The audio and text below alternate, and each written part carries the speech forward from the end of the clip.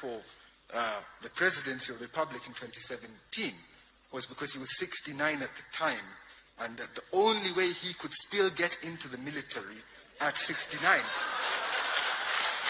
was as commander-in-chief. Yeah.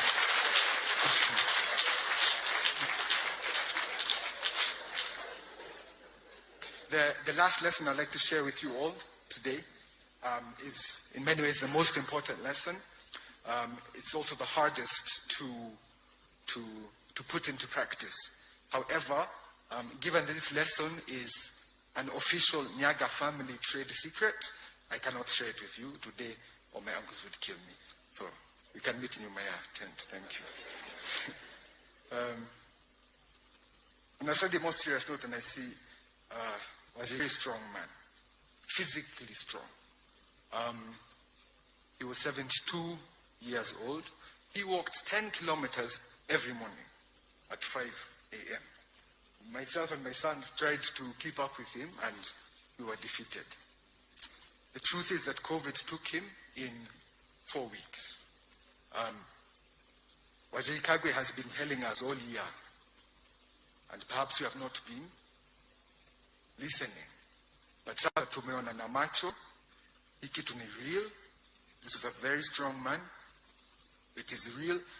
I would like to use this opportunity to urge all my age mates, my children's age mates, your parents, your grandparents, do everything in your power to protect them from this virus. It is real until the vaccine ifike si mbali. Yeah? Naomba on behalf of my family and my father. Thank you. And Yamisho, just to say, to repeat what Mr. Nyaga said in the eulogy, it is true. My father once said to me that I would inherit all his friends and all my enemies. I'm delighted to be surrounded by his friends today. On behalf of my family, thank you very much. Dad, we love you forever. Thank you.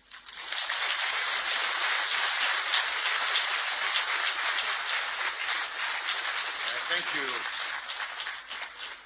Thank you, Maniki, for your nice words. I'll just do one example.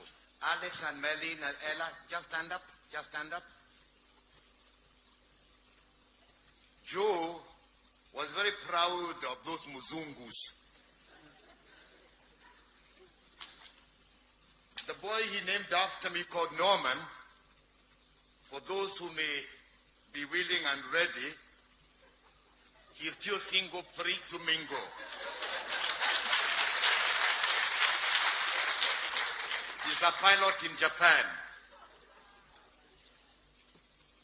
Joe's wish on that young man called Norman was that Norman should get a girl from Southern Sudan, so that when they get children, the grandchildren will be blue dark blue. So Maliki, that is something, if you see Uncle Nash, he will help you out. They'll pray for you so that you can go to the South Sudan.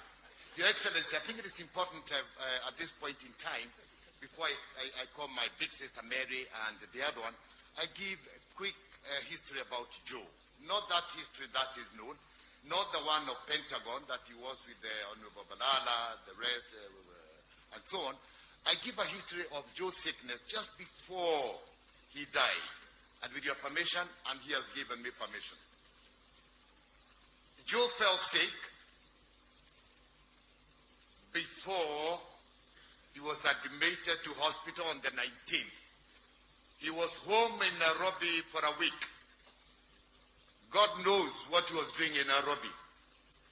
When I came here 11 months ago, I closed my office in Nairobi. The president put a lockdown. When I was still here, 11 months down the line, I'm still sitting in Mbere, and I had not gone to Nairobi until this dear brother of mine took me to Nairobi. I had told him, Joe, wewe na mimi sisi ni wazee na tumekomaa, wacha tuketi huku hii kitu iondoke. So I'm reminded on that day, my last trip with Joe, Your Excellency, was coming from a place called Mudavadi. Mudavadi is about 1 hour and a half away from here. Huko chini, karibu na kwa Wakamba. And believe you me, whatever we had gone to do on land matters, we spent a whole day there with Joe. And Joe spoke to me all the way from Mudavadi to my home. And I complained to my relatives when I got home that this fellow does not stop talking. Because Joe was very talkative and he came to see me every evening whenever he was in Embu, in Embu. I miss this guy. Joe spoke to me, and for a long time, as you know, in 2013, 2017, whichever year it was, I forget very easily, Joe stood for presidency. And I'll talk about it very briefly. We asked the children, what would you like us to write on the tombstone of your father? And they told us, I was number 3. Never mind the vote he got. But I was number 3. So we might have to do that. You have to do that. You're now looking at the president number 3. You know, therefore, by extension, Your Excellency, the Deputy President, you're looking at President number 3 also. Because I've taken over the helms of the Nyaga family. Makofi, kwa wingi. So anyway, Joe gets sick. He sits in Nairobi. My sister Mary calls me and tells me, why don't you speak to your brother Joe? He has refused to go to Nairobi. I'm not sure. So I try talking to Joe. I'm not able to get hold of him. I get hold of the son, Waneki. And he tells me, Dad is okay. I said, have you seen him? No. He's okay. He's been talking to me. So I say, you go, let me know how he was. So finally I spoke to Joe. And he picked up my phone, and this is what he said. Norman, I'm okay. I was unwell. I've lost a bit of weight. But now, I am okay. Perfect. The next one, I hear he still has not gone to hospital. So, Mwaniki and Mary tell me that they need to take him to the hospital, and Bill Mayaka was willing and ready to use the police to take him by force. I was talking to Professor Nyong'O, and he said, I wish that Saturday I knew before I went to Kisumu, I'd have forced Joe to go to hospital.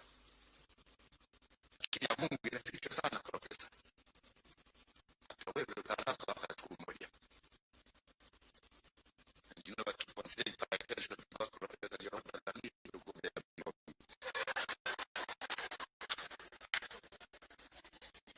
So anyway, my mom calls Joe, and Joe complains. I'll never tell anything to Mary because Mary has no secrets. Why did she say I am unwell? Please, the whole world keeps on calling me to find out about me.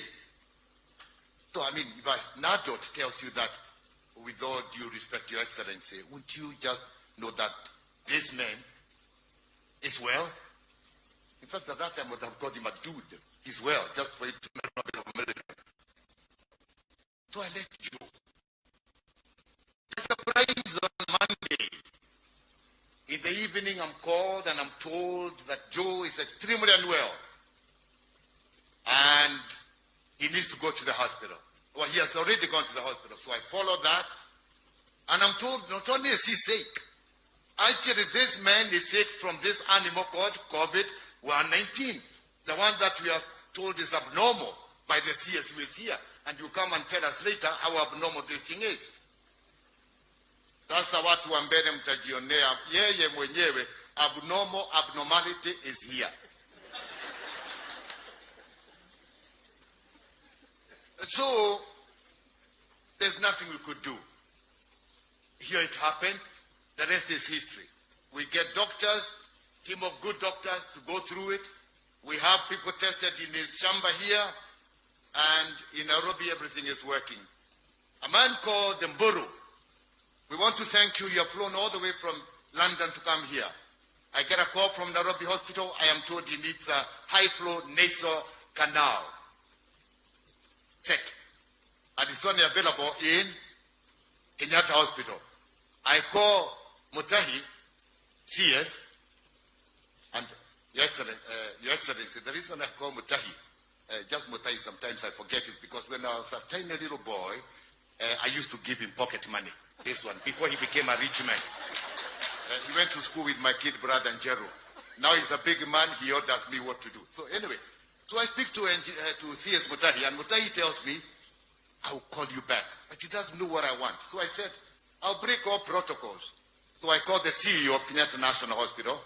Trust me, Your Excellency, with my mouth, I can get anything. Anyway, he gave me this cannula.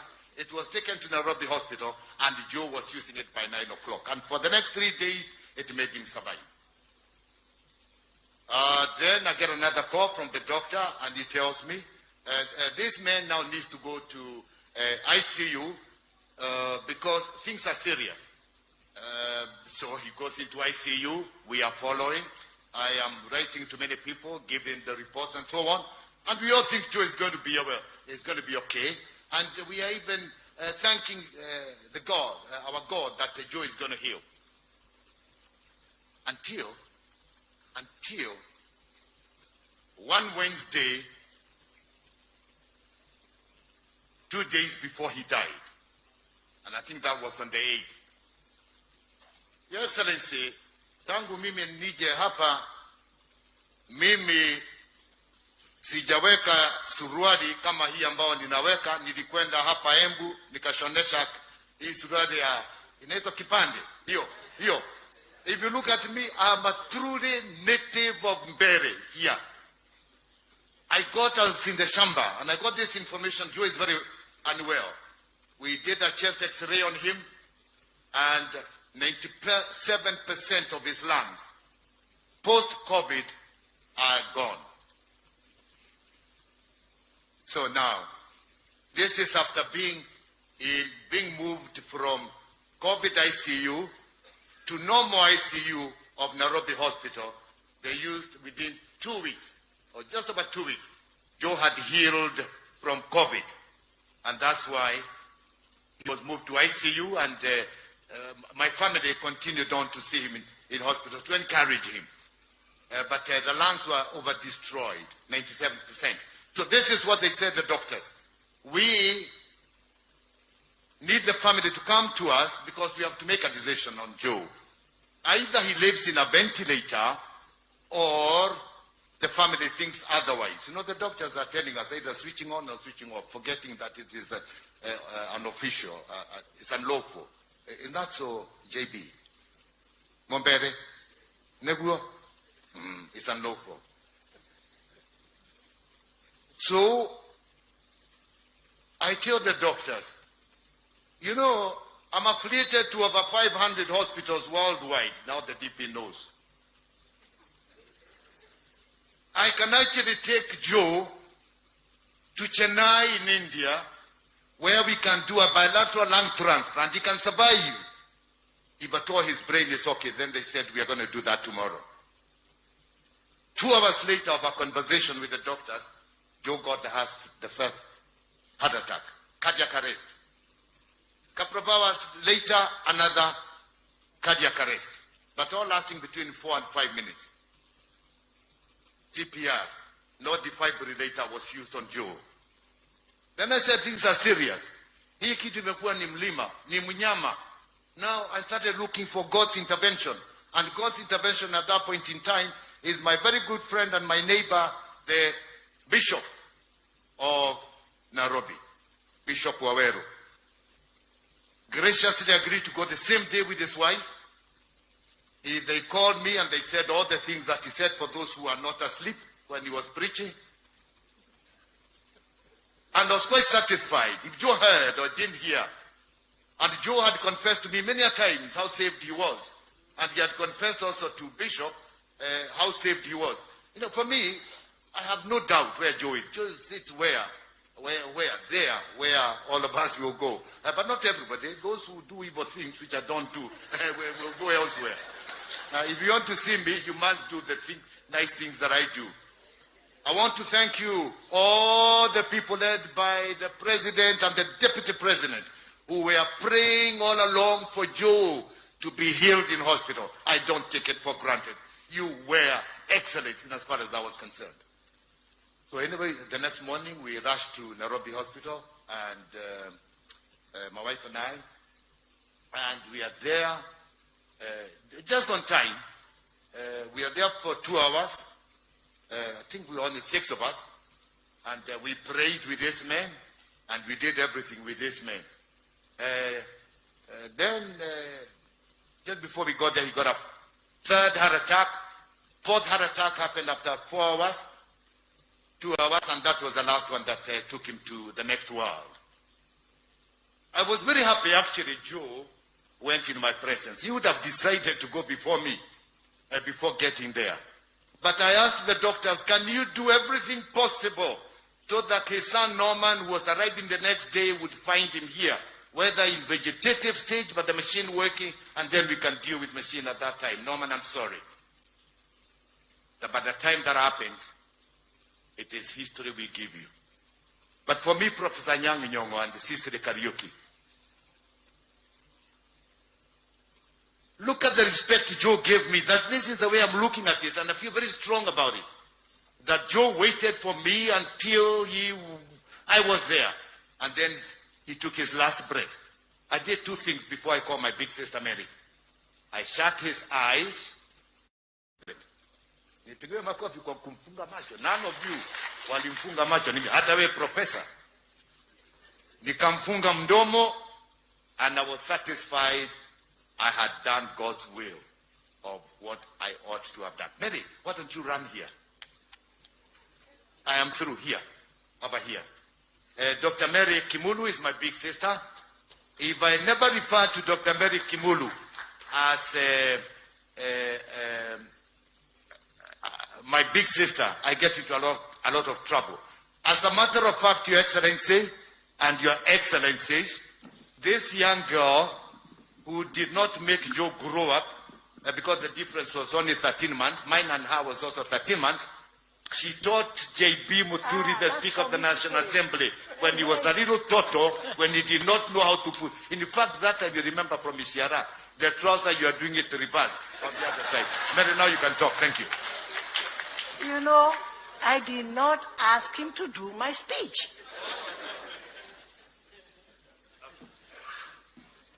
The bishops and the clergy,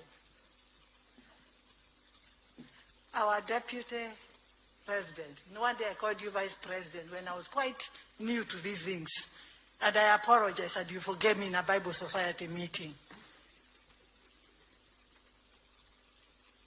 Oh, sorry. This boy just wanted to shake your hand. There's nothing more. That's why he's coming here. Anyway, cabinet ministers, led by our sister from our area, who has really helped us to coordinate everything, people coming to sign the book and to do everything. I'm not giving vote of thanks, but Sise, thank you. When I got married, she was in primary school. You have to know that. They say, he said, I don't hide anything, so I'm going to say everything. Our governors who are here, members of Senate, members of Parliament led by my Form 1 students. That's why Norman is saying it. Did I ask him to say it? I was going to say it. I'm very proud to say the speaker, I taught him in Form 1, and he's not ashamed to tell everybody that I taught him in Standard 1. So when he does good things, credit to Mary. When he does bad things, it's not me, it's the other teachers. So that's how it goes. So very special friends of Joe are here. I will not mention them, but you know yourselves. We were there when we took him to the mortuary. We were there when just after he passed away. You stood with us in Nairobi the whole week. I'm not giving vote of thanks, but thank you, thank you. Very many senior people are here. I cannot start saying. Joe never felt anybody was lower than the other. Everybody was equal. He came to my gate, you'd ask my watchman there at the gate, not that I live in a house, I live in a flat, but you come and ask the securities, who is the chairman? And before he goes, they got something. They told me, poor chairman has gone.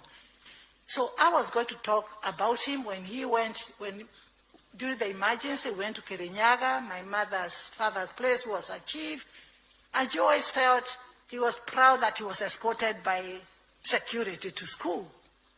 Thus, he would say, when he became a minister, my daughter told me not to say it, but I'll say it.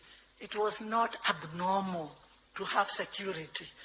But because I was given security that was not mine, I learned how to love and respect everybody and know everybody in this world would need security. That's the lesson Joe learned from that, and it harbored him. The second one is, I had written my speech, but Mwaneki has embarrassed me because we don't read speeches, Mwaneki. We went to a scout meeting in Nyeri, and we were both chief commissioners at one time. And when I went to speak, everybody went away. When Daddy went to speak, everybody came. In the car, I was very upset. I said, Dad, just because you are a minister and old, that's why they listen to you.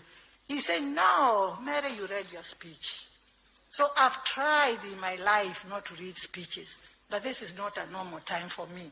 So it's a bit difficult for me to do. My family, you made a mistake.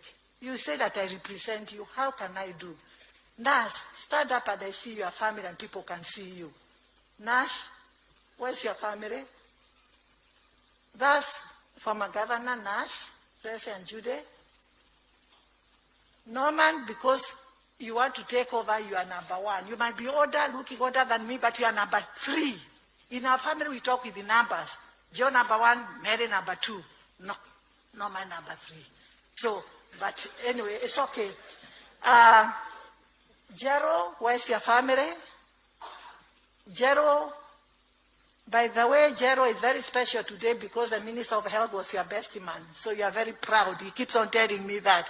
And when I call you, remember he's a best man. I used to come and see you in Kahuria when I was doing teaching practice. I don't think I gave you pocket money, but I visited you. Murugi and your family. I'm not going in any order. That's number 6. The one who stood. The one who stood before him was number 5. Number 7. Where's your family? Rachel, the lawyer. That's Rachel and her family. And Baka is number 4 with Z. I'm leaving you there because I'm going to mention Z somewhere. It's not because you are last. Z is family. Where are you? Baka and your family. Mwaneki, Wabere, and Baka. And the one who likes to take my age, Norman, family. Where are you? Norman's family. There is Norman's family. Kimurus, we are the only ones with a different name with Rachel. Kimurus, that is my grandson, named after me, even if it's a boy, because they said in Kisi they can call somebody Biro. So he is also Biro, and after my husband, he represents 2 bodies. This bodyguard is Sekai. And then, where is the other? Where's my family? Model, Uni, Adam, and Mama Adam is also in the group here. Wonderful mother to give my daughter to. That's the family. They asked me to represent them. I cannot represent them. I can only tell you, every 2 weeks, Joe came to my house. One day, Norman came to my house. My husband died 23 years ago. Norman asked me, do you lock the door like a goat and stay alone? I say, I love it. I'm okay. Joe did not call me a goat. Joe came every 2 weeks, once a week, to sit next to me and hear what I had in my life. My husband died 23 years. And Joe for 23 years has been the grandchildren. This boy in his French school, he did his family tree. Mama, I'm sorry. He wrote his grandfather was Joe when he was 5. So, Joe is a very special person to my life. And thank you for letting me speak. Because of the time, I want to say 2, 3 things. Joe did to me that I remember, that I'll never forget. When I started dating at Alliance, the boys would tell Joe, give us the name of your sister. He will not give. He said, if you write to her, they were in her father's desk. So he hid. But Z gave all the boys. They were at Alliance, I was across. Then I get a few boys who liked me except Professor Nyong'O. I was asking why, and he was across, and the sister was my classmate, and Sare, why he never approached. Even Wakod, I used to admire for 5 man, but they never saw me. But some nice ones saw me. And to go for dates, I had a condition from Joe. You come at Church of Torch grounds. You sit there where I can see you. And he sits here. So I was supervised. So it was a bit, he protected me from when I was young. And that's how we became very, very, very close to with Joe. Then it turns, I'm going to turn 21. And that day in Upper Hill allows us to have a party. At this time, I'm getting a bit of a serious man in my life. We used to call him PJ. He's the man I married. He is in the party.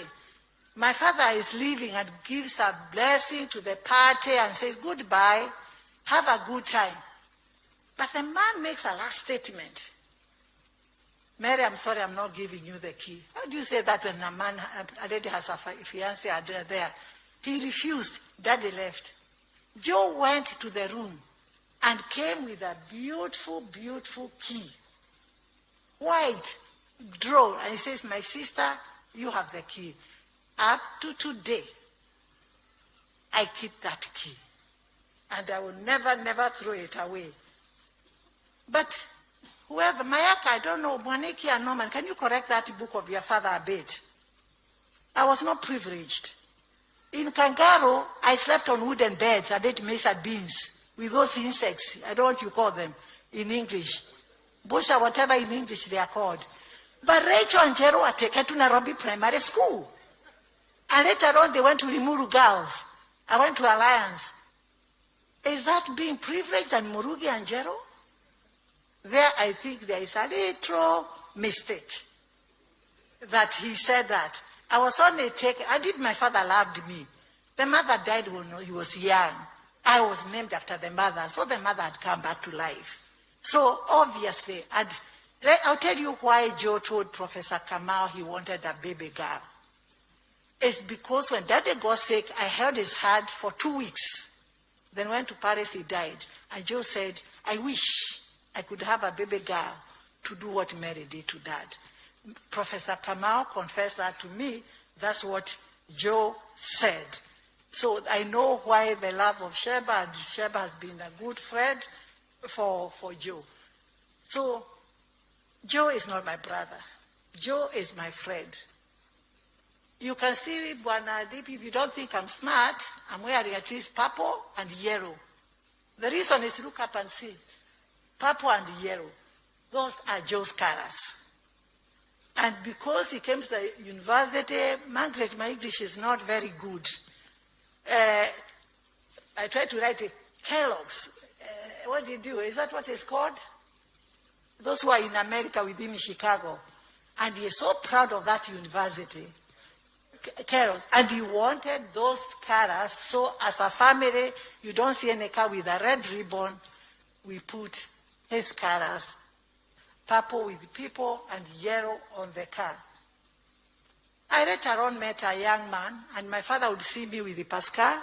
He died 23 years ago. And that day would be told by people who would see me, oh, we saw Mary with Joe. Then he met Joe. He met Pascal. He says, I've seen the famous Joe. Joe became so close to my husband that he took part in our wedding. And Margaret, thank you. As Joe's wife, you did the reception in Nairobi for me. And you taught Joe Adai statistics. We will never forget you, Margaret. Thank you very much for what you did to us and what you made. I was privileged to go to school. You talked about a bicycle. And we had a bicycle to go to school called Norman. You know, those bicycles, you know the one the men have something here in the front, not the back seat. We came from Kiambu, my father joined politics. I made to sit on that front. Then we fall. Then I say, I'm going to tell Mom and Dad. I was told, if you dare, you walk to school. Forever I kept quiet.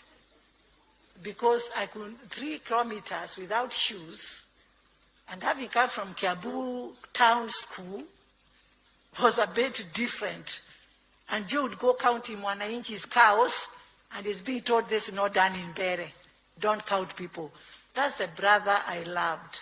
Of late, we had agreed to visit all my mother's and my father's friends. We visited Muthoni Kimani, we visited Bera, and then we were going to visit Mrs. Mahehu and Ananko. I told Joe in the hospital, I talked to him 2 days before he stopped talking. I held his hand for 2 hours. And I said, if you hear me, my brother, squeeze my hand. And for 2 hours he did. I told him off. I said, who is going to go with me? Who is going to be the grandfather to my children? Who is going to be the father to my children? Who is going to be the friend who visits me? Who is going to listen to me? What am I going to say to all those people who write to you and they are calling me? The articles have not come out. Why, if Esther and Margaret decided they wanted a third one to be the one to go to State House with Joe, I had offered myself that I will escort you, Joe. But DP, that's with a light note. Politics is not one thing I'm gifted. I followed different life of my life. And so I will end there by saying, Joe, you accused me of having left camp 13 months earlier, denying you the breastfeeding, denying you the being taken care of a baby. Now it's time to say goodbye. You told me to be strong, to serve. I promise you I will do exactly that. I will do my best. No man can be the man leading the home. I promise on my honor, Joe, you requested me. You love your family. You want them to be united. You want them to remain the way they are. God, help me to honor your dreams and do it. But my dear brother, I do not want 13 months gap. I am not joining you 13 months time. I promise you. Thank you for being here. Thank you. Asante sana Sally Koskei na waziri wetu wa Embu Kariuki. If my sister was given an opportunity, if I was not the brother, she would marry me. We are that close. So don't come here and say many other things. And Your Excellency, allow me to speak in double French. Parents are very good in double French. Mwere tuwe to baba ni kwa aregire adomere kia muringa.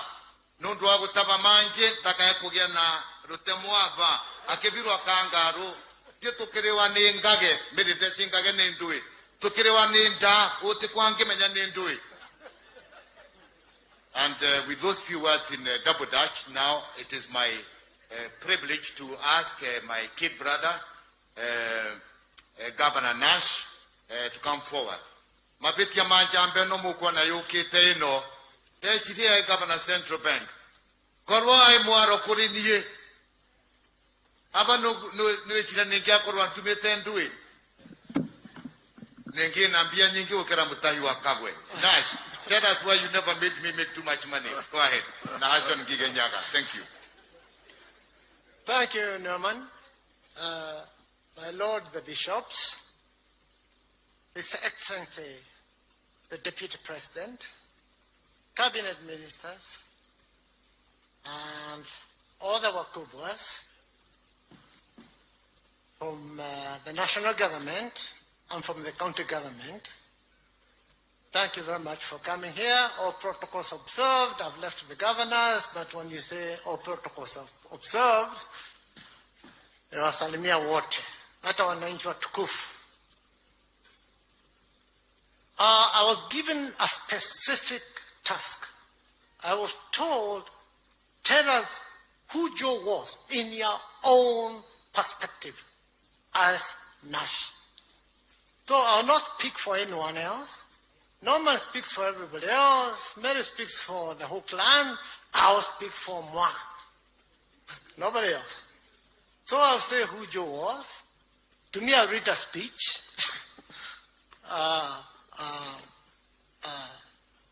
Mimi sio mtu wa mastori mingi. I'm specific to the point. I don't want to forget who Joe was to me. I'm unable to say everything about Joe. I keep on forgetting. I used to call him Uncle Joe. I don't know why. I think all the kids call him Uncle Joe. So I always called him Uncle Joe. So I do not, I'll keep on calling him Uncle Joe. But to me, Joe was a man you could not contain in a box. He couldn't be in one place. You could hold him down. Joe was a man of all seasons. Joe did everything you can imagine. Joe never sang like my friend here, Norman, but he was in the choir. He even was a member of a band team. He played the drums for a team that was in an alliance called The Strangers. So Joe was everything. It was not just in those parlance to say that Joe was everything and not say that he knew how to handle the lowest of people. And Joe could even dine with the kings.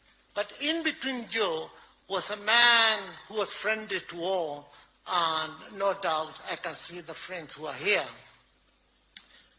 And as I say about this brother of mine called Joe and a friend, I looked at it this way. I'll give a perspective. When sometimes you climb a mountain, you are unable to savor the beauty of the mountain because you are too close to it. But when you step back a distance away, you are able to see the mammothness, the bigness, the largeness, the landscape, all of it. That's what we have done for Joe. We want to honor his life. I did not come here to mourn him. I came here basically to outline and celebrate Joe's life. He was a very, very great man. Joe himself, a very awesome man, a man with a big heart, a heart that equaled his towering frame. You know, he was a very big man. And Joe walked on this world like a colossus. He feared absolutely nothing. To me, one thing I liked him as an old man, his thoughts were digital. I would have thought he's an analog man. But you sat down with him, Joe will take you into modern times. He will be able to tell you from the history of the world and bring you into today. That was the Joe I knew. So one of the qualities I would like to mention about Joe was that he was a brilliant man, extremely intelligent. I admired Joe. He was articulate, to the point, and any idea he got, he was very, very passionate. That's what I like about him. You could be on the other divide of the concept Joe wanted to portray to you, but he was so passionate, and the man was so great that if you listen to him for a few seconds, he would pull you to his side. That's how good Joe was. And one of the things that I liked about Joe never knew defeat. Joe thought on his feet. You presented him with an idea he's never had, and very quickly Joe will be talking. And you talk intelligent and give you solutions. So to me, I found this man a man who was so focused in everything he did. In fact, for Joe, all that he applied his mind to he handled it with the precision of a neurosurgeon. Not just a surgeon, a neurosurgeon. And therefore, Joe, his outcomes are always good. I remember him, he always said, I've never failed in anything I've done in life. And I'll tell you something else later. Apparently, you make your own life. You're like Christ. You know, you're like God himself. You are created in his nature and in his likeness. And when in his likeness, you look like God. And like God, God speaks. He created the worlds by speaking. So speak what you want to see in your life. Do you want to see yourself healthy? Do you want yourself rich? Do you want yourself successful? Do you want peace or joy? So Joe always spoke, and he spoke very many good things about himself and the people who are before him. Joe was a very informed man, and if I wanted to get a set of ideas, a plan, or critical review or situational analysis, Joe would be there and he would always give you an answer that you never ever thought about. Joe was a people's person, very people's oriented. I say like again in the scriptures, he went about doing good. That's what Jesus did on this earth. He went about doing good. Joe did a lot of good things. We cannot highlight all of them today, but in his upcoming book, you'll be able to see all the things he did. He had a rare independence of mind.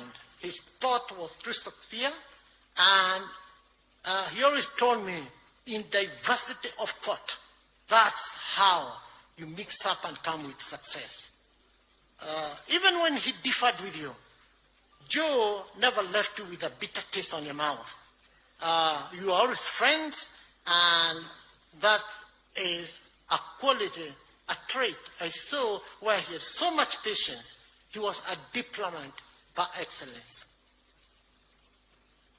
Joe focused on the big picture, while defining and putting in details.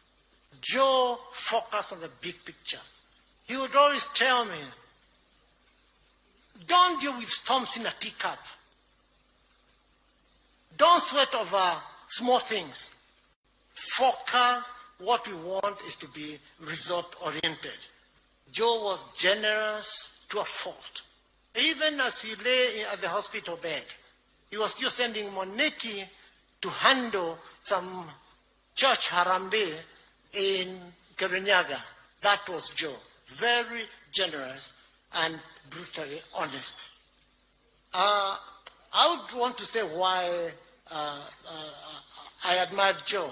I admired Joe so much that I actually wanted to copy him. I wanted to duplicate, if not clone myself into a Joe.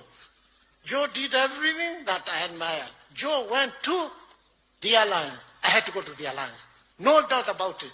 Whatever it took for me to go to Alliance, so I followed Joe to Alliance. After that, I did my first degree at the University of Nairobi. I did exactly the same subjects Joe did. And after that, even in my own career in banking and in finance, it was Joe that I was trying to follow. So I can say the only one I could not do was this animal called politics Mutai. Mutai, my friend, that animal is unknown in my concept. That animal, Joe, beat me hands down. And all of a sudden, Joe becomes a cabinet minister. I told him I also worked towards it. So I hit a lower bottom kidogo, but over the years, as I settled down, I am now a minister of the word. Not ordained, but I'm a minister of the word. A minister of the word is one who preaches, one who professes the word. That's what I do. We run a church with my family in Nairobi. And that takes me to speak about Joe's spiritual life for a second. Joe like in all aspects of his life, he suffered several other spiritual faiths. You couldn't contain Joe in a box. But key to me was that Joe was born again. And the only way to get hooked up in our Christian faith, Anglican Church, I'm speaking for myself. Gianni Hill and Joe was born again. I think the Bible says this. Do not rely on the seen things. Seen things like what you see in this world. The focus should be on matters that are unseen. The unseen things are spiritual. And the spiritual things are, defined in the Bible, are deathless. What am I saying? I'm trying to say,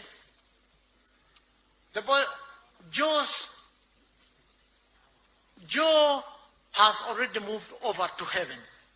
And his spirit is in heaven.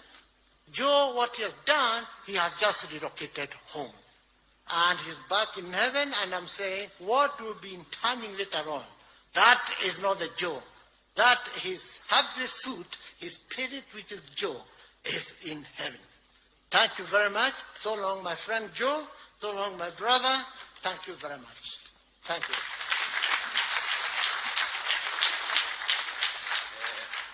Asante sana. I'm looking at the time, and I can assure you, the family would have loved to feed you. But this friend of mine who I used to give pocket money called us to the office and said, absolutely no food with COVID. So Mutahi, you get the beating. I now want to call the next person, Professor Nyong'O. He is under the family tribute because this man is part of the family. He was Joe's best man in Chicago.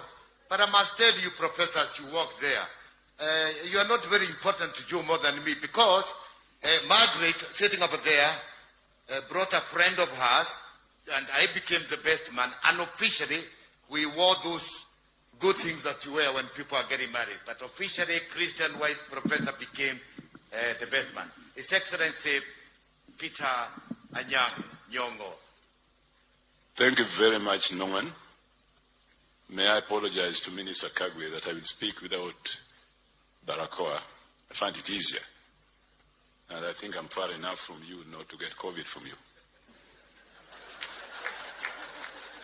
Your Excellency, the Vice President,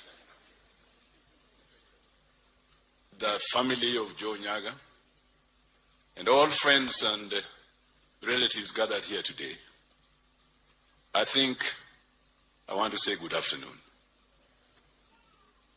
Before I speak, I just want to make one correction that Bill Mayaka and Alice Mayaka would like to make. Bill reminded me that Alice was not actually sacked. After the saying goodbye to Mzee, JJ, there was the forming of a coalition government where there was a big reshuffle in government. Some seats or some positions were axed, some were recreated. It is in that process of reorganization that Alice suffered axing, not dismissal, because it was a whole government exercise, not targeted at Alice herself. So I hope that that will be corrected in the annals of history and that a clear perspective will be received. Secondly, Norman, let me apologize too that the Prime Minister Raila Amolo Odinga could not come, but he sent me a message to be read to the family in memory of Joe Nyaga. And it's a very brief message, which I will read before I give my own elegy to my dear friend Joe Nyaga. We are here today to bid farewell to a decent and a truly honorable man. In life, Joe Nyaga was a true representation of what all of us wish to be: good citizens of the Republic of Kenya, able to build the type of country we all wish to have. He was non-tribal, while respectful of the unique cultures of our diverse citizens, proud of our country, while recognizing and pointing out his failings. He was God-fearing and deeply proud to be born again. This was a status that he never shied away from pronouncing to his friends and foes alike. One of the things that struck anyone who came face to face with Joe was his graciousness, his smile, his reassuring presence, and his honesty. Ever so optimistic, hardworking, and deeply patriotic, Joe strongly believed that it was possible to turn Kenya into a prosperous, not tribal nation through the honest efforts of all leaders and citizens and through sheer hard work. I believe it was in the pursuit of this ideal that he surprised the community of this region and chose to work with us in the Orange Democratic Movement in the run-up to the 2007 elections, probably well aware that it would cost him politically. In his small way, he was trying to bridge the divide that plagues our survival as a nation and many times turned deadly. Joe was a worker, and an extremely disciplined one at that. When I nominated him, not me, Raila, as Minister for Cooperative Development, I knew he was equal to the task. But nothing prepared me for the lengths he would go, visiting different parts of the country and reviving cooperative societies that had long died, or creating many new ones from the scratch. He revived a sector that was then marred in numerous problems and laid a firm foundation that will serve this country for years to come. In Joe's death, our country has lost a fine public servant. Having served as a diplomat, corporate leader, MP and cabinet minister, among other portfolios, Joe Nyaga left a mark in virtually every facet of our nation's life with great success. One of the projects that remains a work in progress and which he was passionate about is the unity of Kenyans, regardless of tribe, race, faith, age, or gender. I recall that soon after my handshake with President Uhuru Kenyatta in March 2018, Joe was among the very first people to come to my office with the encouragement that it was the way to go and that we needed to walk the whole distance. That remained his message to me until his timely death. In Joe's death, we have lost a patriot of our nation. I have lost a friend and a counselor. May his soul rest in eternal peace. Raila Amolo Odinga, EGH, December 19th, 2020. Norman, I will hand you the physical message when we leave here. Ladies and gentlemen, when I was sitting here with Sisi Mbarire, and then Sisi saw in the program, or heard, I don't know where he had it, that I was godfather to Mwaniki. He looked at me, she looked at me and asked, "Is that real?" I told her, "Yes, it is." And we laughed because she couldn't believe, in honesty, that I can be a godfather. I think Sisi, that was rather discussion. But as you can see, as roguish I am, I have been a godfather to an extremely well-disciplined and well-brought-up child. I'm proud of Maniki. And I'm proud of my role as a godfather, which is the only role I've played in life worth talking about. And I hope that somebody will look at me and say, "Come and be godfather to one of my siblings or one of my children." That's an application which I extend to everybody. It's a job that I clearly welcome, seeing how successful I have been with Maniki. Now, ladies and gentlemen, like Nash, I am going to read my speech. It's not very long, Norman, but since this is today's, can you give it tonight to him? Give that to, yeah. I know why I'm giving it to him. Today is Joe's day. And having lived in this world for 72 years, I hope you will be patient enough to listen to us talking about our friend. I was asked to talk about friends of Joe, and there are many here. Friends from the Lions High School, Amos Wako, sitting over there, Sally Kosge, sitting somewhere, and many more that I've seen in this congregation today. That's the reason why I'm wearing this tie this dear Lance High School, old boys tie. And by the way, when a vice president, deputy president, men never grow up. Men are always boys. It's only women who grow up. If you want to know that men never grow up, just ask a man what relationship they have with their wives.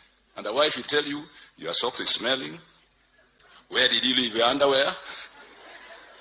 Men are always boys. That's why the connections and relations we make as boys last so long in life. It is therefore with a very heavy heart that I write this piece as a tribute to my friend Joe Nyaga, who passed on this month in Nairobi after a short illness. A gentleman with a tremendous sense of humor. He was great company and a friend in need as well as friend indeed, in the true sense of that famous saying. He had friends across race and color. He was omnipresent in Kenyan politics as a parliamentarian, minister and diplomat. He made a mark in history. I first knew the Nyaga family through our late father, the Reverend Canon Hesbon Shimei Nyong'O, who used to tell us stories about his days in Nanyuki during the Mau Mau.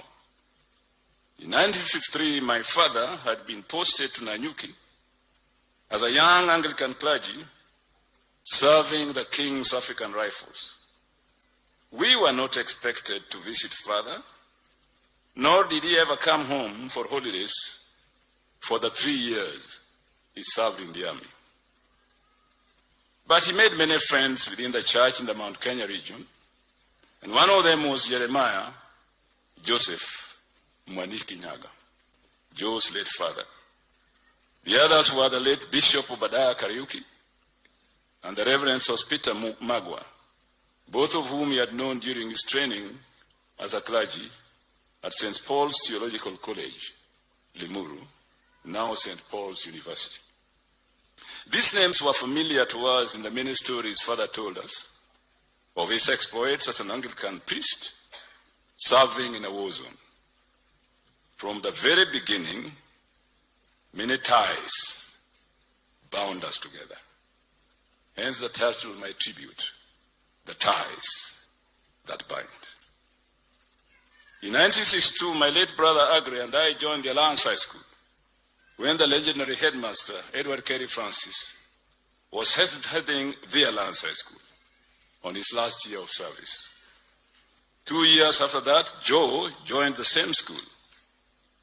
Agri and I felt we were meeting someone we had known for a long time, if only from the stories father had told us about his father. The years at the Alliance were full of joyful experiences, which may be remained printed in our minds, sometimes even romanticized, as nostalgia became the pastime of men rapidly being swallowed by adulthood and its many earthly responsibilities. Great ties that bind. The school motto at Alliance High School was strong to serve. It was instilled in us in hymns of redemption songs and songs of praise twice a day, morning and evening, except Saturdays. The sermons were not devoid of it either, nor were speech days and pep talks that teachers engage in when disciplining a boy who, for some reason, might have behaved contrary to school rules and the school motto. We were fully involved in extracurricular activities such as drama and music, whilst also walking hand in hand in the famous valley with girls from the Alliance Girls High School. We didn't do anything more, as Mary, Joe's sister, can testify to that, since she was in the same class with my sister, Susan. So if they thought we were looking after them, we also feared they could report on us. Great be the ties that bind. Joe was a singer of no mean repute. He belonged to a band called The Strangers, together with Abdallah Baker, Ben Swai, and the retired Bishop of Butere, Michael Sunday. Their own revival band at the Alliance High School ecosystem were the Strollers, where Joe Mungai, Sami Mwangi, Ben Mumo, and Jojo Ngaya styled themselves as the Beatles. One can therefore understand why Joe grew up the way he did, why he was such a stickler for decency, discipline, honor, fairness, work, punctuality, public service, and civilized behavior. Joe was a civil man, but always relaxed and self-effacing in many ways.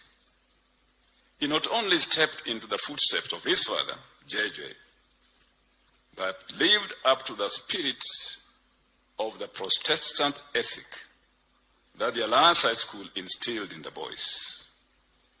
Great be the ties that bind. Wind the clock forwards, and you will find that after I left the Alliance High School and went to Makerere University as an undergraduate in 1971, I found that there had been many Kenyans of high repute, who had trailed the blaze before us in that renowned university college, the only one of its kind in East Africa then.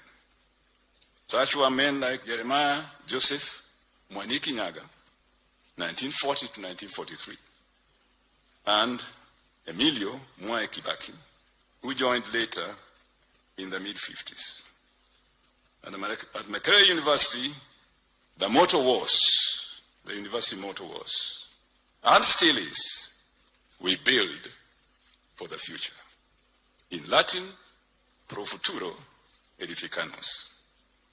Emilio Mwai Kibaki, later to become Kenya's third president, who is remembered for Kenya's renaissance after many years of authoritarian rule, was served by both of us, Joe and I, as ministers. These are the ties that continued to bind the two of us as history was unfolding. Wind the clock forward again, and I find myself at the University of Chicago doing my postgraduate degrees in political science from October 1971.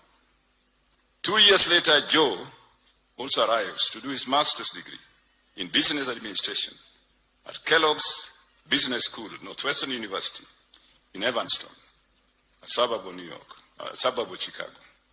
But the business school was downtown, not in Evanston.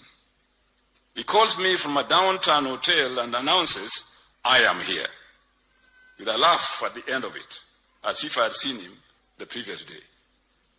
So I go to fetch him and insist he quit the hotel to stay with me in my 2-bedroom apartment in Hyde Park, the south side of Chicago, where the University of Chicago was and still is. Great be the ties that bind. Wind the clock forward, and Joe announces again casually that he was going to get married after he had moved out and staying alone to be nearer his school, as well as the First National Bank in Chicago, where he was an apprentice. I'm soon introduced to a beautiful lady called Margaret, a diminutive school teacher from Scotland who had come to Kenya to pursue her profession at State House Road Girls High School in Nairobi. My sister Susan had just finished her teaching practice there and then joined the school with Margaret, teaching in the same school. Great indeed be the ties that bind through the invisible hand of God. One morning, Joe wakes up and calls me that the wedding was that afternoon at a church downtown. I was to arrive in time since I was the best man. As a graduate student, I didn't have even a suit, let alone any form of formal clothing. So I put on my kitenge shirt, jump into the metro with a khaki trouser, and get there perfectly in time to be instructed by the priests on the wedding procedures. When Mwaniki was born and needed to be baptized, it was the same thing. Joe simply fetched me from my house in Nairobi and drove me to church to be the young boy's godfather. By the way, my sister Mary had been the nurse who delivered Mwaniki at Nairobi Hostel. She seems to have specialized in delivering the children of VIPs because President Uhuru Kenyatta, when he came to my mother's funeral, reminded us that Mary's was the nurse that delivered their firstborn at MP Shah Hostel. Great be the ties that bind. When I eventually got married in 1979, 6 good years after Joe, although I'm older than him, can understand why I delayed. He drove me in his car to All Saints Cathedral for my wedding. Like a good Jaluo, mine had to become organized, much more in style. Dark suits, bow ties, and all that. Arriving in a sleek Mercedes-Benz, driven by the son of a minister. But do I say?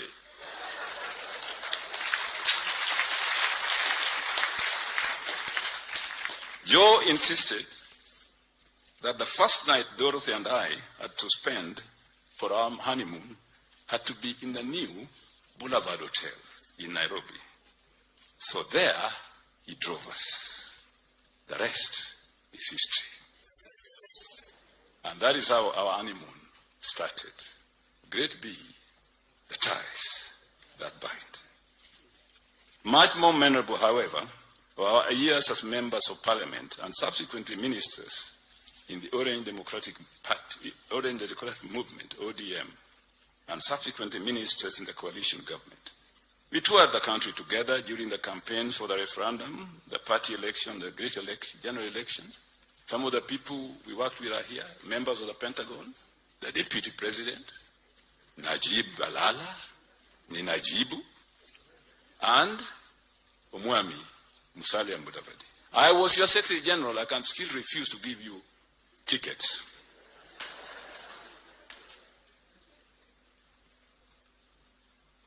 So, we were frequently in Embu at Sir Isaac Walton Hotel. It was quite often that it was our scene of meetings and workshops, with Joe always telling campaigners to be as serious as Joe Nyaga, the only handsome man in town. A message he delivered with a serious face, hiding a noticed smile beneath it.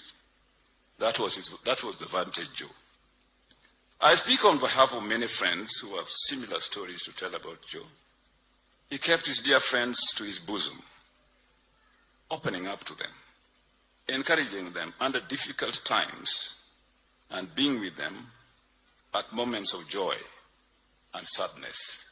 And Bill Mayaka will testify to that. Those friends are here and abroad, like our former teachers at the Alliance High School, with whom he kept in close contact, more than any of us. Sally Kosgei is here, a dear friend of both of us, who can tell her own story and her own history with Joe. I'm sure Francis Mudavadi can speak on behalf of all those who worked with in government, who enjoyed Joe's company. And finally, fellow Kenyans, on behalf of Raila Amolo Odinga and the ODM fraternity, Joe would have thanked you today for the mission you sent us together during the settlement of the controversial elections of 2007-2008. With Joe, we met President Jakaya Kikwete on behalf of Raila. And I was thoroughly impressed by Joe's power of persuasion on our stand and points of view while insisting on the indivisibility of the Kenyan nation and the sanctity of holding together as East Africans. We have lost a diplomat par excellence, Joseph William Nfiga Nyaga. Joe, you go to heaven with the many ties that bind us together. Great be the ties that bind. Rest in peace, Wood Mama. God be with you till we meet again. By his counsels help and hold you. In his hands securely fold you. God be with you till we meet again. Till we meet again. Till we meet again. God be with you till we meet. Till we meet. Till we meet again. Till we meet again. God be with you till we meet again.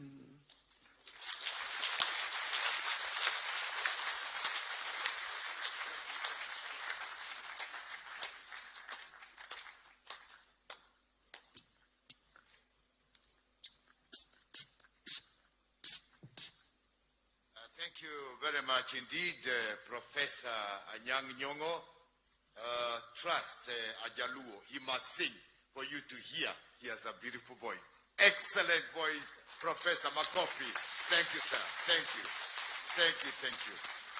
The next one will be a very good friend of Joe for many, many years. They did very many nice things and evil things together, I assume.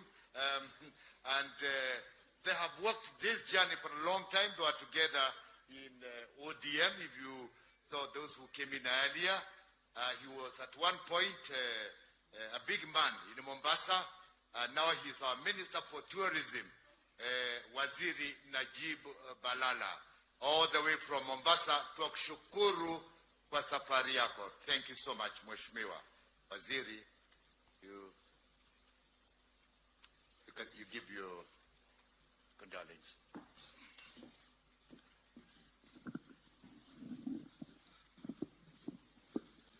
All is good, all the time.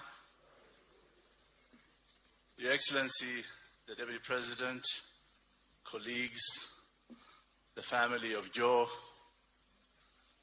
distinguished guests, ladies and gentlemen, Governor of Embu, the Speaker of the National Assembly. I wondered why Mary asked me to speak here today. The whole story was said by Professor Nyong'O. But I realize everything I did, probably I copied Joe. He's a perfectionist. I'm a perfectionist too. He dreamed to be a president. I don't know if you have reached there. I have 20 years difference between me and Joe. But one time we were together in the so-called the orange and banana movement.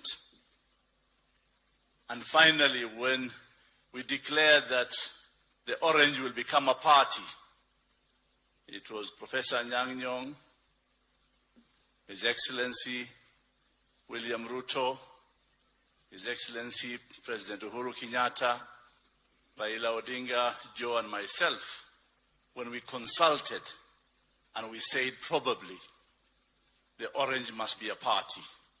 And that's why during the divisive referendum of 2005, I pray and hope this referendum will not be divisive, because the repercussion of a divided nation would be bad. I appeal that it must be a unifying referendum, or if none, no referendum, but a unity of purpose to build this nation.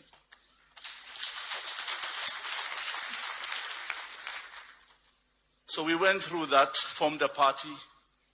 There was a presidential nomination among the party. I was the member number 101 of ODM. I ran within my party. Suddenly, Joe Nyaga followed. Then it was William Ruto. Then it was Musalia Mudavadi. Then it was Raila Odinga. We went back to Kasarani. And I remember in 2002, when I met Joe at Serena, It was after the Kasarani of Serena when there was a merger of KANU and NDP. That time, I asked Joe, what are the plans? Where are you going? He says, don't worry, Najib. I will be in government by any ways. In any equation, he will be in government. I said, fine. So you have seen now, I've learned, I am in all governments. And even the next one coming, I will be in there. So, Your Excellency, I don't know if I'll be in your government, but I know I will be in government. The only thing, ile rada nimepoteza kidogo. Zamani nilikuwa ninajibu, sina siri. Sasa nimezeeka kidogo, nimepevuka kidogo. Sasa hatujui mambo itaenda vipi. But I can assure you, if you mean good for this country, like Joe was, committed, honest, with dignity, and no politics of deceit, then this country will move forward and the good people will lead this country. So when we were in ODM Pentagon then, finally, and then crisis happened, we had to go to negotiations with the Kofi Annan and the group. And before Kofi Annan, John Kufur came. He was the chairman of African Union. He came to Intercontinental Hotel. And because we were young, we were literally vibrant, and we wanted what is right, not what is to be compromised. And I can tell you, John Kufur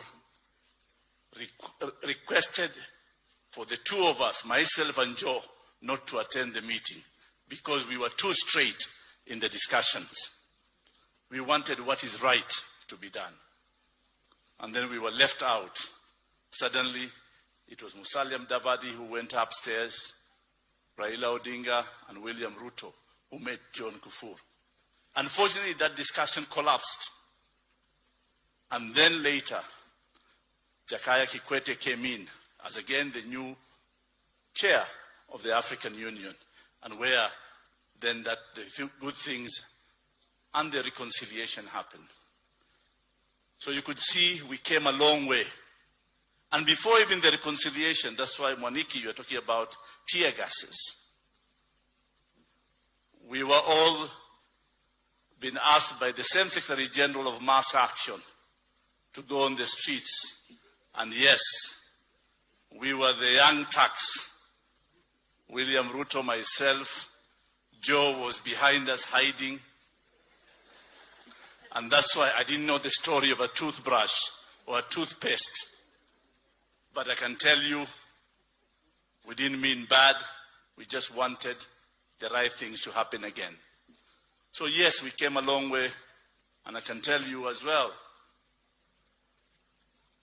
every time things happen, I ask him. He said, don't worry, we shall be in government.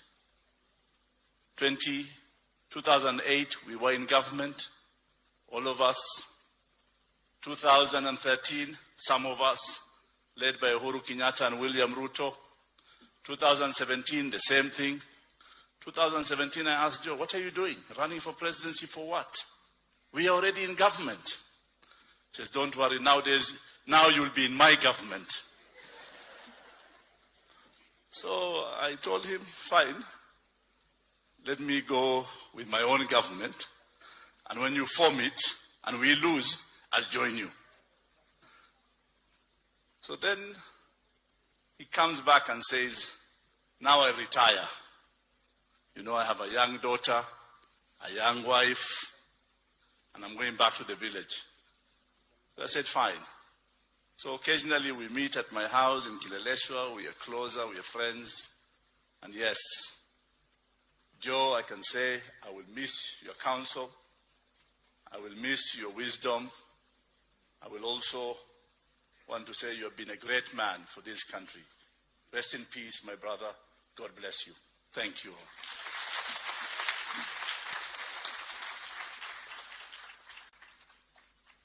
Asante sana Waziri Najib Balala, rafiki ya Joe. Sasa kuna mwingine ambaye ana safari ya mbali, alikuwa rafiki yangu na pia ni rafiki yangu, tumekuwa bunge na yeye. But when he comes in here, Your Excellency, he's not going to talk about what Professor Nyong'O was showing off from the Alliance. This one will come and say, the Prince of Wales. Shall we welcome ANC boss, Musalia Mudavadi. And you must always remember the Prince of Wales. Welcome.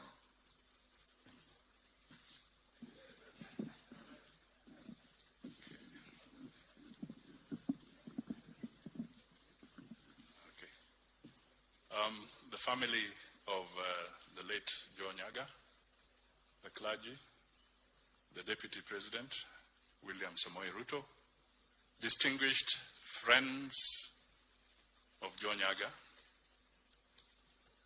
and if they are enemies, I also acknowledge you. I will be very brief because time is against us now. But the first thing is to really convey my deepest condolences as a friend and also on behalf of my family upon the demise of Nyaga, a good friend, an elder brother. But let me just say one thing, the picture of the Pentagon that was there, it's in the program. That was quite a moment. We were at the Fare Park Hotel and we were preparing to go for the ODM party nominations. Tense moment, but there we were. Now, I want to talk about this because it was a humorous moment as well. And Nyong'O is here. You know, Nyong'O was also the IBC at that time. I can tell you those nominations were tense, exciting,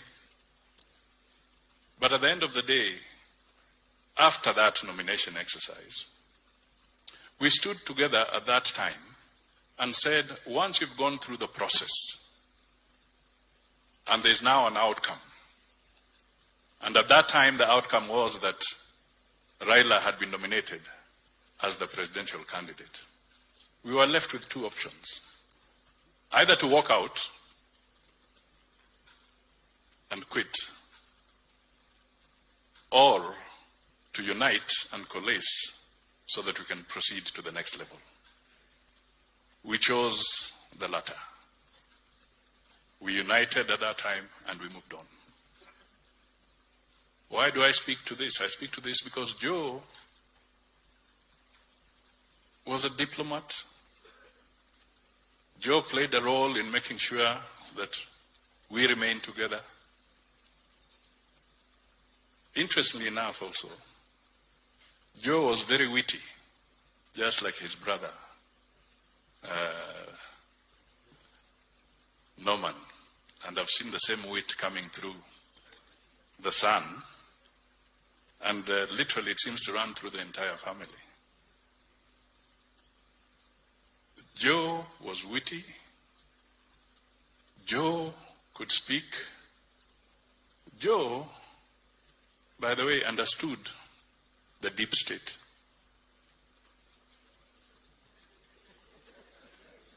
Mark my word. Joe understood the deep state. His father was a chief. His grandfather was a chief. His father became a minister. Joe himself became a minister. He became an ambassador. He became all those things. I can tell you, Joe would tell you things about state operations until you learn that what you see is not necessarily what you get.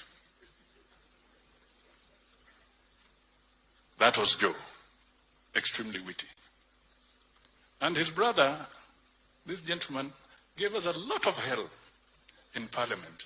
Kibaki made a good choice to make this guy a whip.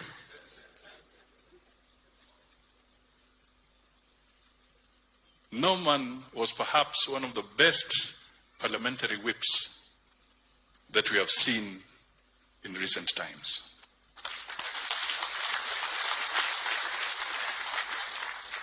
Cut from the same cloth. A chip of the old block. Nyaga Senior.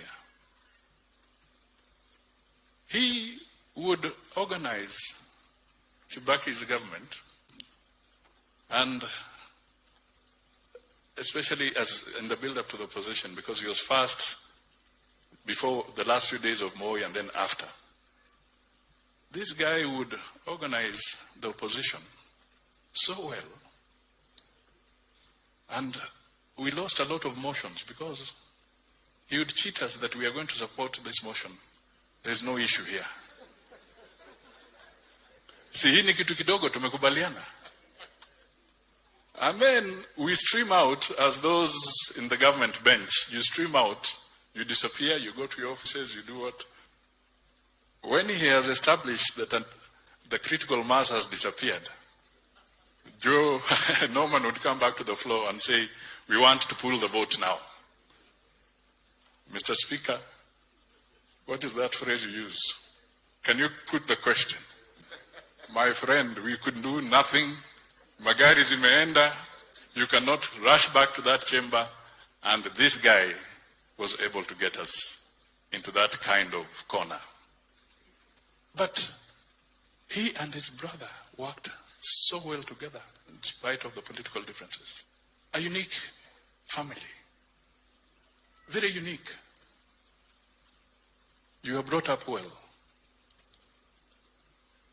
I can also take pride that I was in class with Rachel Mrugi, that lady there.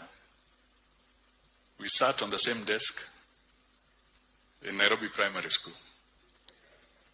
She was brighter than me, by the way.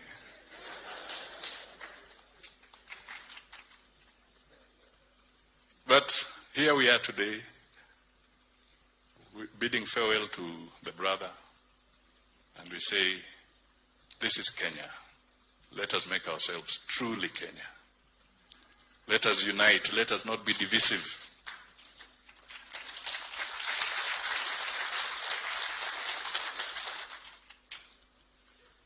Let us build consensus on many issues. Let us walk away from this notion that if you have a different opinion from mine, you have become an enemy.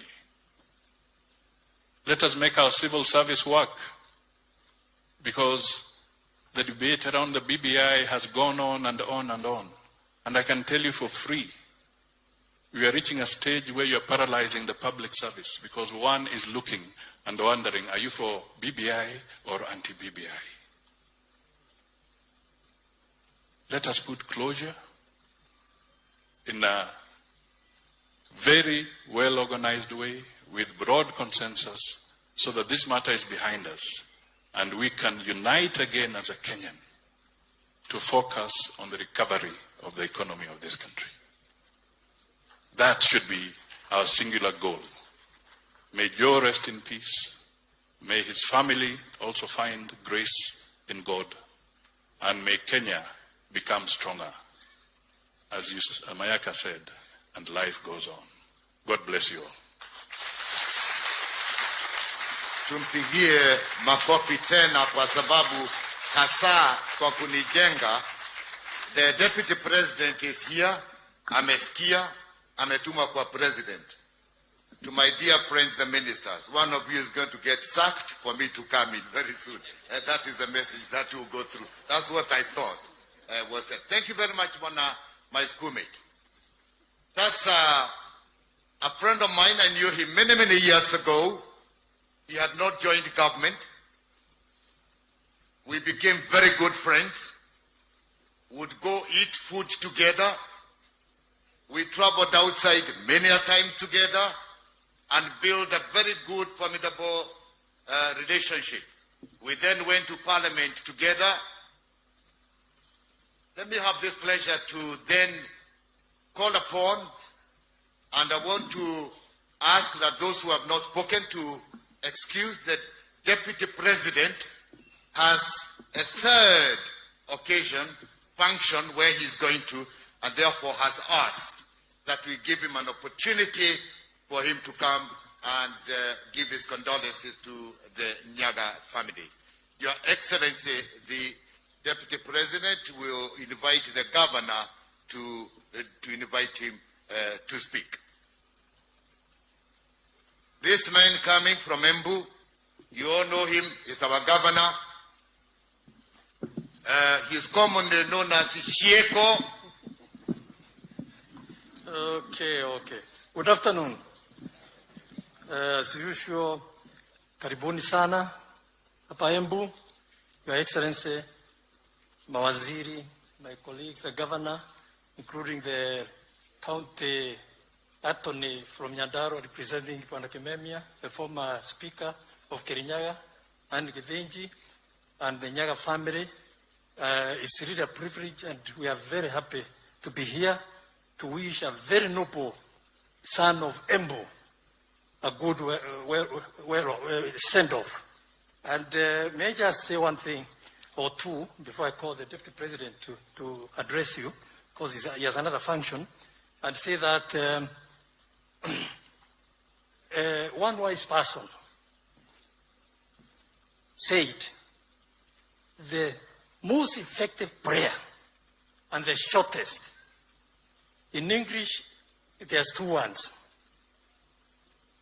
In Swahili, there's one word. I want to go that route. Those words are thank you. In Swahili, asante. Asante for your coming to this wonderful function to support the Nyaga family, a very unique family, as it has been put by the previous speakers. And asante sana for all of you, for those wonderful words you have given the family and the encouragement and the praise in praise of Nyaga. A lot has been said, and I will not repeat it, other than saying that I find Joe, I found him very engaging and also very friendly. And what I didn't know was that even this goes in the family. The humor, that's what really impressed me about Joe Nyaga. And I was always consulting him, whether we are in the same party, whether we are from the different clans and all that. And he was always ready to come to my meetings, and I really thank him from my heart. And mwisho kabisa, because I have no time, another very religious person put it this way: the most blessed life is one who supports others during his life. From the testimony we have had, Joe did this throughout his life. And I can assure you, from the moment Joe died, the Almighty God welcomed him to heaven, mara moja. With those few words, please be upstanding to welcome the speaker. Sorry. Our speaker from the National Assembly. Speaker, karibu sana. Makofi ya KANU. 1, 2, 3. Karibu.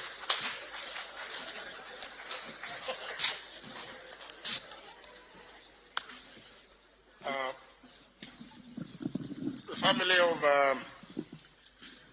Joe Nyaga and the larger Jeremiah family, the clergy, Your Excellency, the Deputy President, Cabinet Secretaries here present, and all mourners, I stand here just briefly to say that Joe has walked some very interesting journey with me, but because of in the interest of time, I may not give you the story, because it starts from around the time when there was agitation for creation of districts. And we ended up being then Joe Adai, the only serious KANU flag bearers in the district. And my senator, Jerome Nyaga, who was then leading the Democratic Party here in Embu, gave us a lot of problems. But my story with Joe was one of encouragement, because leaving the civil service in 1997 to go into politics, and in Embu on a KANU ticket was something quite unheard of. Nobody expected that to happen. And as fate would have it, at my first attempt, I didn't make it, but Joe made it. Interestingly, Bere politics is so complex that notwithstanding my loss, Joe welcomed me. He told me, no, you must always come to have a cup of tea with me in the office. That time he was Minister for Information. In fact, many of you seem to remember that he was Minister for Cooperatives. But because I worked so closely with him, I know he was in Information, then went to Lands, then went to the office of the President before we went to the 2002 elections. Joe went out of his way to demystify that complex Bere politics. There is a gentleman who spoke here earlier, Henry Kedaka Ireri. He mentioned a bit of it. And the other former MCA, Makenge, would know. It was so difficult for Joe Nyaga, not being from my clan, going out of his way, around the entire constituency, telling people from his clan, you must vote for J.B. Muturi. It was unheard of in the past, in this region. Very, very difficult time. And I remain eternally grateful to Joe.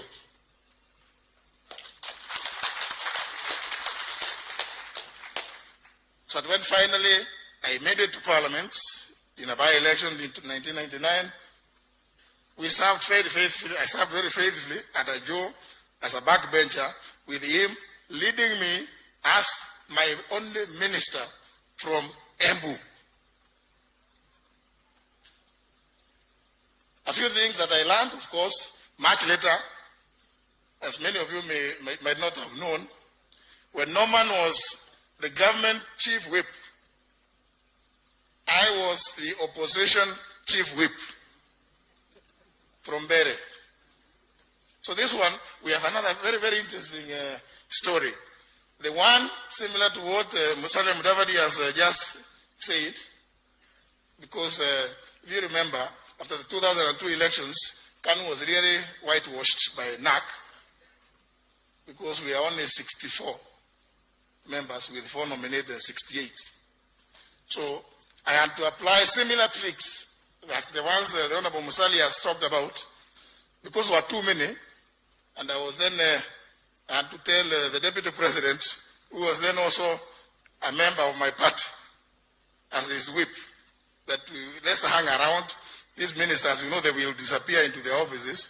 They will not come to eat mandazi ile ya kawaida, kwa sababu hao ni wadosi wataondoka, including Mutai here.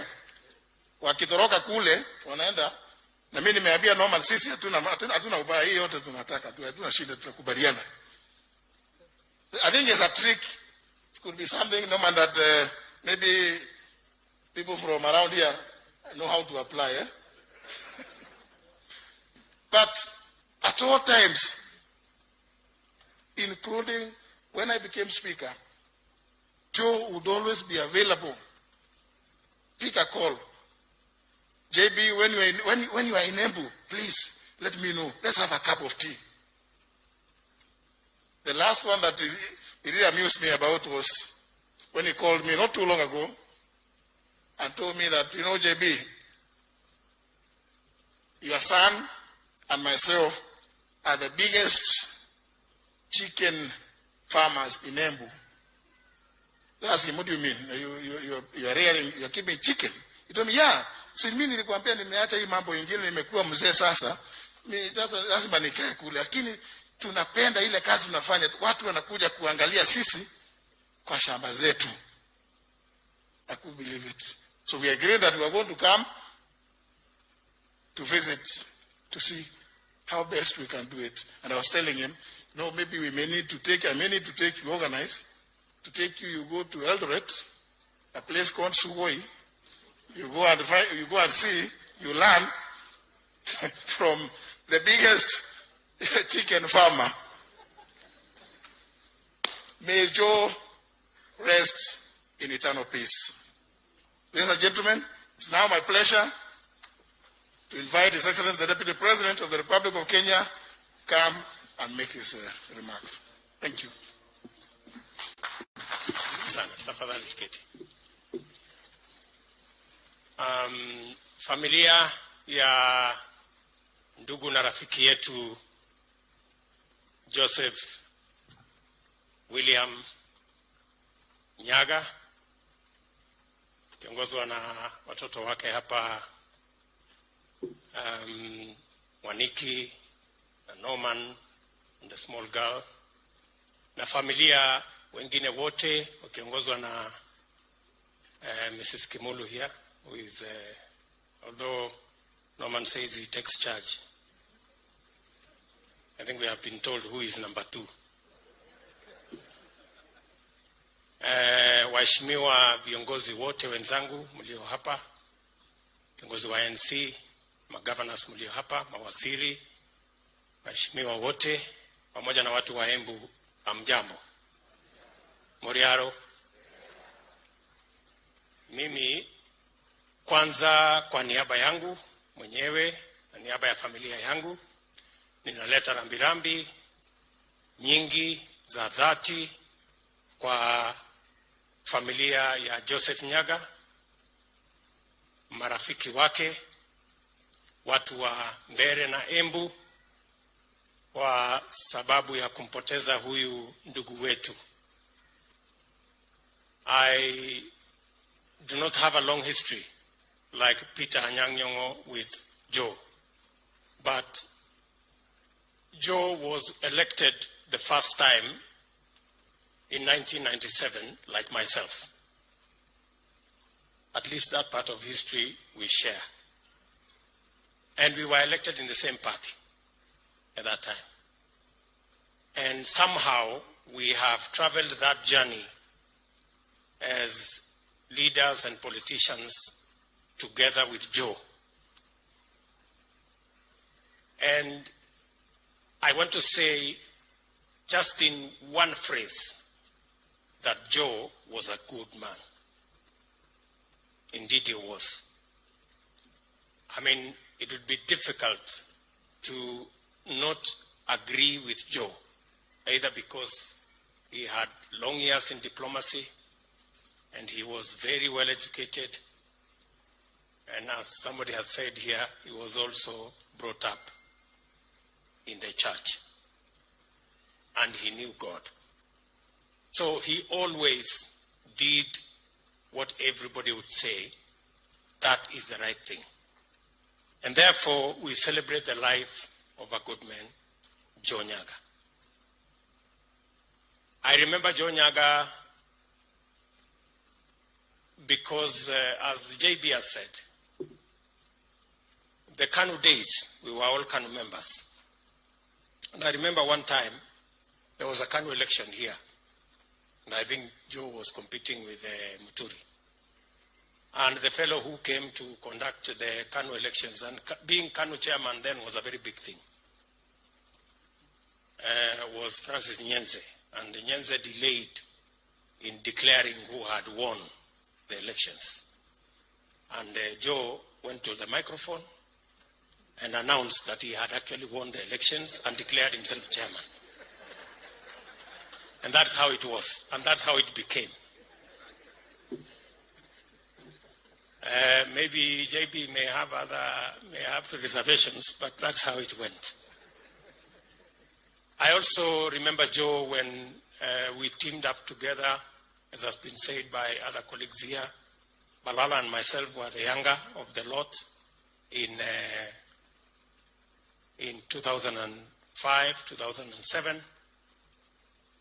And to speak the truth is that during that elections, the referendum that time, the people who are actually in the opposition was Uhuru Kenyatta, myself, JB, and others. It is Raila and Nyong'O and Balala who came to join us in the opposition. And they came to oppose the referendum that time. And we ended up in one party. And many people don't remember that this ODM, which has given us trouble, Apokatikati, we were members of ODM, all of us, including Uhuru Kenyatta, my boss. We started it together. But then, as politics would be, we subsequently had different paths. We became competitors, and the rest, as they say, is history. And that's where we are today. Again, we have a moment in our history when again we are forging the unity of the nation. And all of us, as citizens of this country, walking in the footsteps of Joe Nyaga. And I dare say that this family, the Joe Nyaga family, is a very unique family, very democratic, people who have free ideas. It's the only family that one member of a family is in the opposition and the other one is in government, and they are in very serious positions at the same time. I remember when Joe was a minister in Kano, Norman here was the opposition chief whip. And many a times we were wondering, those of us who were in Kano, what could possibly be happening between these two at home? But I want to say we came to the conclusion that they were independent, progressive Democrats who could believe and could be in different parties because of ideology without necessarily bringing in who was brother, who was sister. So we are celebrating a wonderful Kenyan, a person who pursued his leadership career devoid of ethnicity. He always stood where he thought was the right place. When people in this region maybe were headed towards DP, Nyaga remained in Kano. When subsequently we went to ODM, he came along with us. The people in this region remained in NAC and in other parties. But he always pursued what he ideologically believed in. And that is the great man. We are celebrating his life here today. I have heard his sister, number 2. I wouldn't forget. Speak very fondly about your brother. And he was the man you have described. Maybe I would just help you with, I saw you had difficulty remembering the insects that accompany maharagwe. They are called weevils. Because we all shared in that meal while we were in school. I want to apologize, I came a bit late. We had another occasion like this in my neighborhood in Eldoret, in Bungoma, of a member of parliament we lost. And we wanted to attend that. But Bishop Joel here knows that I try to keep time, and even Bishop Mashamba. I know you have chastised us as politicians, so I wouldn't say, ordinarily I would speak about what we are doing as government in this area, including, of course, the road from Embu to Siakago. But after you spoke, I won't say those things. Because you said we keep talking about the things we have done. But you know, Bishop, because you are my friend, allow me to say the following. Politics is a very complicated show, and a very complicated game. It is the only examination where if you get 50 plus 1, you get an A. Because it has so many corners and so many ups and downs. So sometimes we have to keep stretching to explain to people what we are doing, because human beings forget. And it is not very different, Bishop, from the fact that we go to church every Sunday, even when we are saved, because it's good to be reminded that there is heaven to go. So that's why we also remind these people we have built this road, we have done that water project.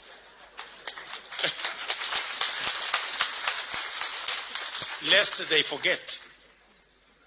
So ni ushuhuda tu, saa zingine tunatoa pia ya siasa, kusema ni namna hii, ndio hawa watu wasisahau na wasitufukuze kazi. But having said that, I want to agree with all of us, and I want to ask all of us that we must not be too hard on each other. I think we can always build the necessary consensus that will bring people together. We can always find common ground, and we can always agree. When we look hard enough, we will get the options that will bring all Kenyans together. And so even in a moment like this, we must always be careful to accept that a good idea will always give way to a better idea, and we can always build the necessary consensus to take us forward. I am confident that we have the wherewithal, we have what it takes to carry everybody into the future. That is my small comment on this good brother that we have come here to celebrate his life. With me, I also came with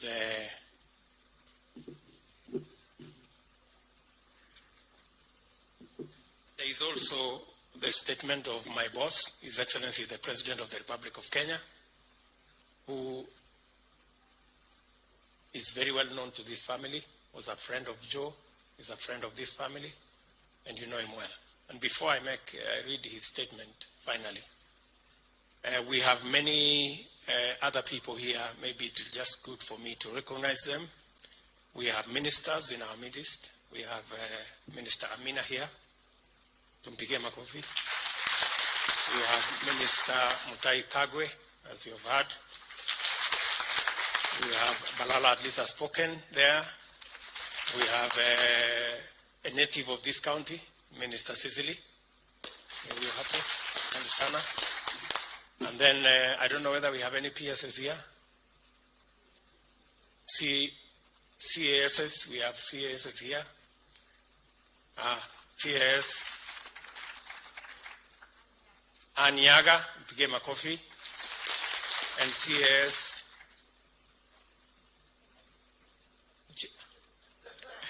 My sister Chepi Kilimo. Sorry about this Barakoa business. You know, you can't notice anybody. Sorry. And then we have members of parliament from this county. We have senator first. Njeru Ndwiga. Mzee wetu huyo.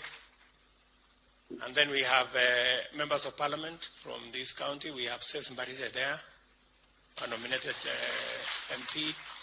We have the local member of parliament, Colonel Kingangi. We have James Mushiri.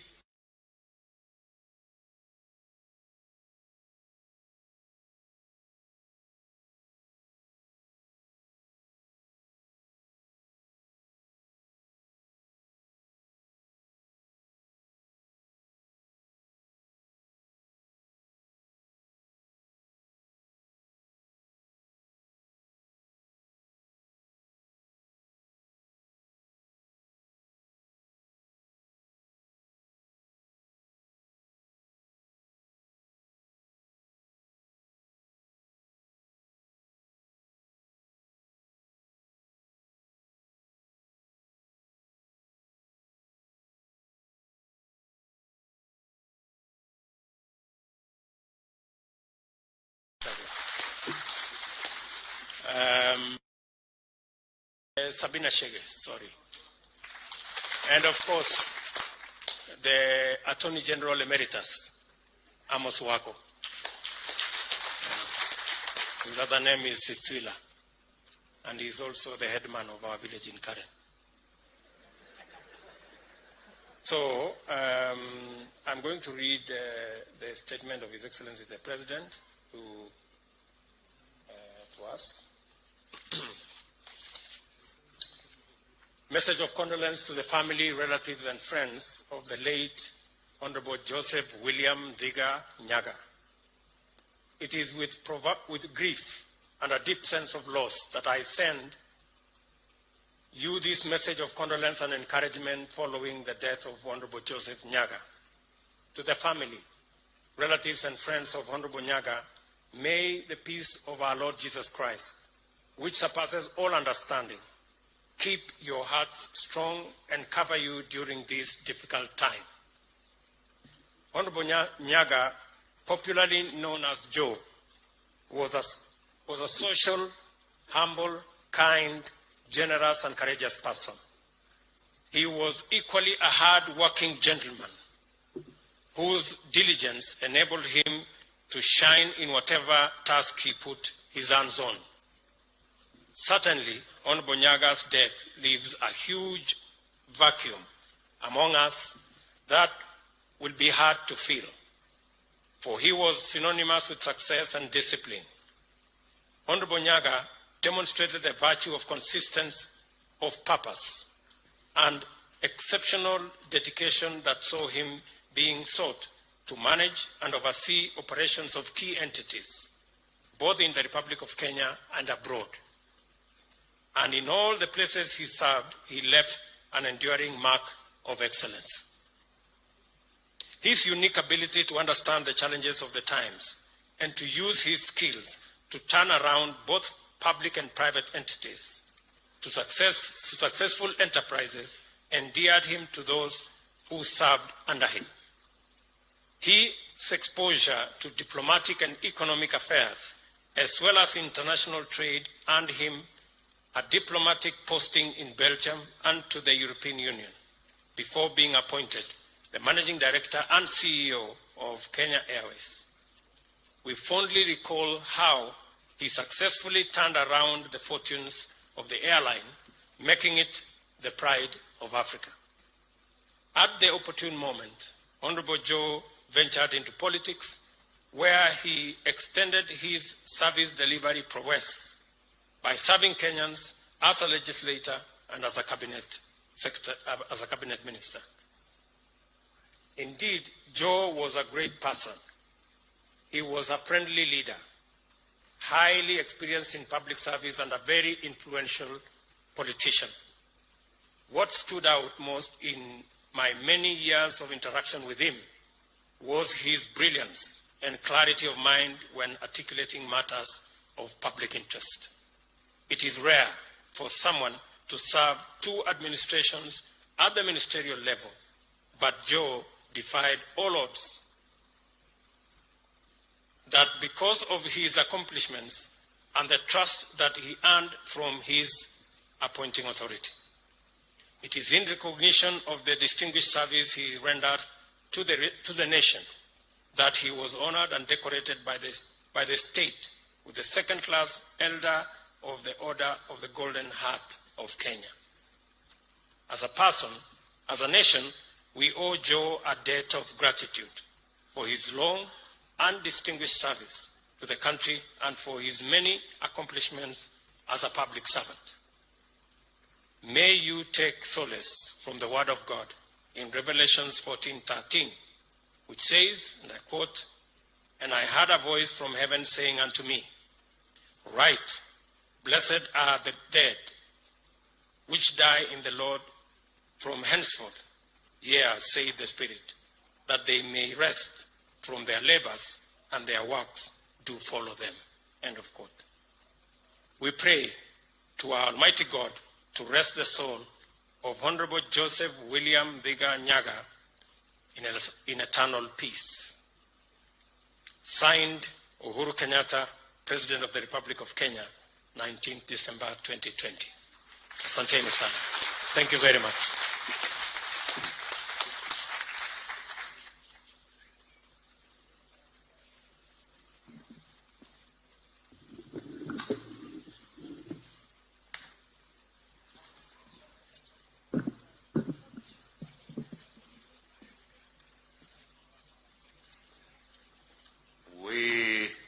The family of Jeremiah Nyaga, we take up this opportunity to thank the Deputy President and the President himself for those beautiful words that they have talked about our late brother Joe, and more importantly, about the larger Nyaga family.